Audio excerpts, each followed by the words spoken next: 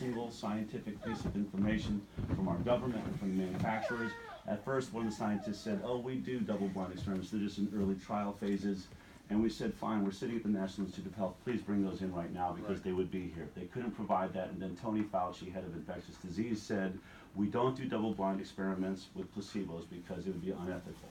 So our medical establishment has decided that it's unethical to have a placebo group, and therefore not a single childhood vaccine has ever established a safety control. We don't know if they're safe. There's no way to say they're safe. So essentially, we've decided in this country and around the world that it's more ethical to give a product that's never been through a safety study to every child in the country. Now what they'll say is, well, we've been running it for a very long time and it's proven to be safe. Well, really, we have the sickest generation of children this country has ever seen. We have seen the largest decline in public health in history. We have gone from 12.8% neurological, chronic illness, so neurological or autoimmune diseases in the 1980s, before we took liability away, when we were getting 10 vaccines. Then we took liability away from the industry. They could no longer be sued if their products injured anyone.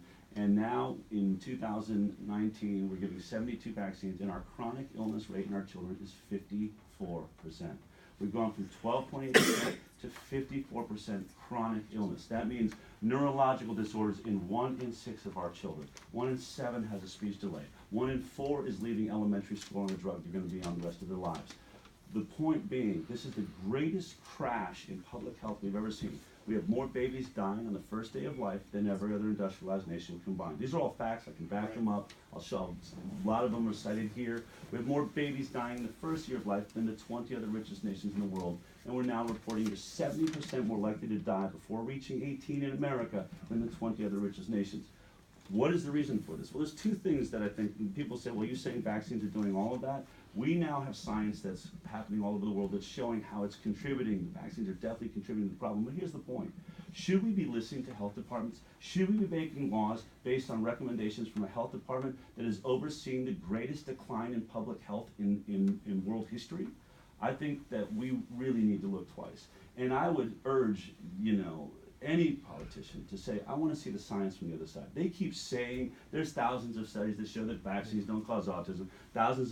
We've read them. They're not there. Those science studies do not exist. They are not there. There are 14 total studies looking at autism, and half of them are on the MMR vaccine and the other on thimerosal. When they say vaccines, plural, do not cause autism, they have only looked at one vaccine out of 16 vaccines.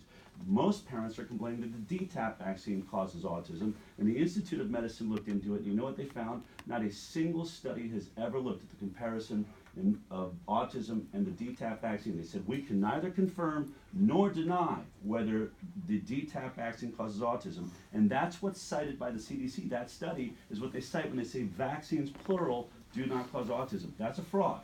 That's a fraud being perpetrated by the CDC.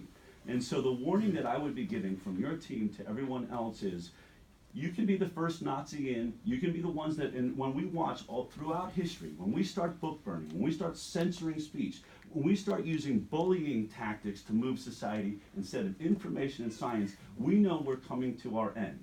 And we don't want to see the government fail. We do not want to see oppression. And by the way, this oppression, laws like this, taking away this exemption, is making our movement explode.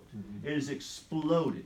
And measles is exploding because what would you do if you were told you were going to be quarantined from being able to be in a synagogue on Passover? You'd say, let's go ahead and get the measles out of the way right now so that we can never be quarantined again. They are causing what they call an epidemic.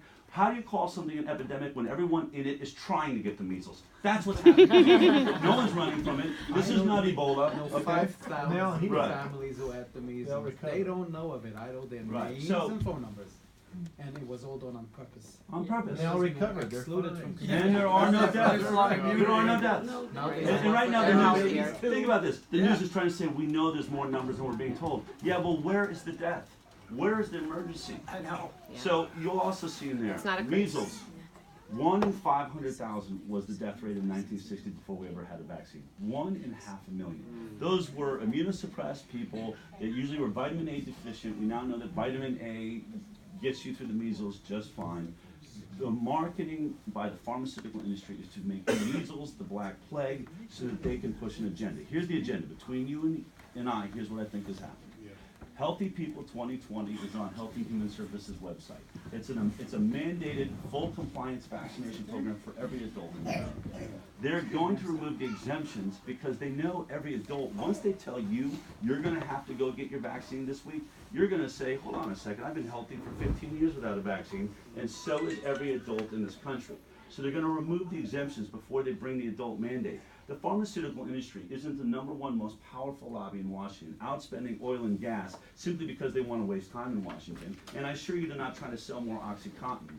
They have one product, the vaccine industry, that cannot be sued, doesn't have to go through safety studies, so there's no cost on this product. There's no risk on this product. And we have 72 vaccines now, 270 have been approved, and thousands are in trials as we speak. The future of this industry is vaccines, and every politician they can buy to force more vaccines into the population, they're going to make money. But the moment the adult mandate comes, I assure you, pharma's not fighting for the 2% of the unvaccinated kids.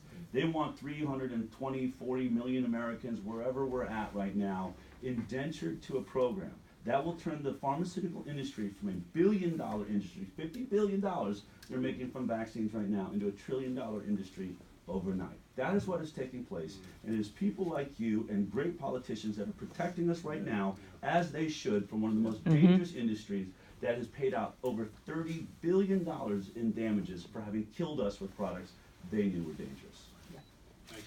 All right. So any information, if you need more information, if you want to sit down so that he can discuss the science, it's all there. But that's the short and sweet of it. You can go to our website, icandecide.org, and get into deeper volumes of science as we're publishing it. Well, Dell is Rabbi Handler from Borough Park.